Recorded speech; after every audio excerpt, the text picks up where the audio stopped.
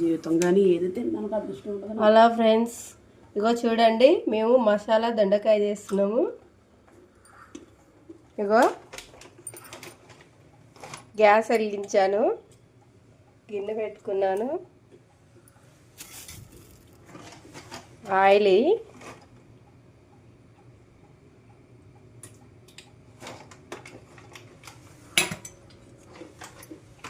ఇగో దొండకాయలు వేస్తున్నాను.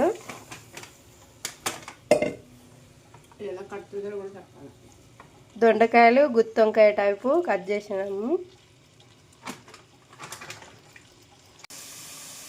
ఇగో ఫ్రెండ్స్ చూడండి, ఉల్లి కారం. ఇది ఉల్లి కారంలో ఏమేమి సామాన్లు పడతాయంటే అల్లము, వెల్లుల్లిపాయ, జీలకర్ర, దాల్చిన చెక్క, లవంగం, యాలక్కాయ, సాజీరా అండ్ కారం. మనం ఏ కారమైనా, అది పచ్చి కారమైనా పర్వాలేదు, మీ దగ్గర మసాలా కారం అన్నా కూరకు తగ్గ కారం వేసుకోవాలి. అలాగే తగిన సాల్ట్ కూడా మనము ఇందులో వేసుకొని మిక్సీ పట్టుకోవాలి.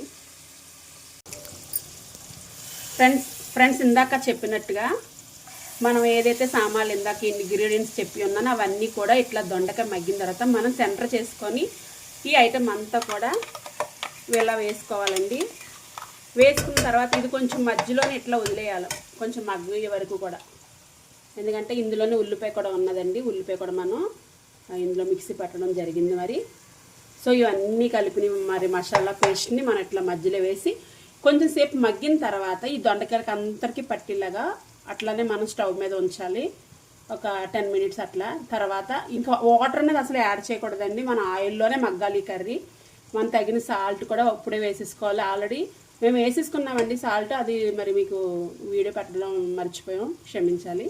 సో ఇలా మగ్గిన తర్వాత ఇంకా అలా మగ్గిపోవాలండి, అంతే కర్రీ రెడీ అయిపోతుంది. తర్వాత ఇది దొండకాయ మసాలా కర్రీ అంటారు. మొత్తం కంప్లీట్ అయ్యాక మరి ఒకసారి మీకు చూపిస్తాం.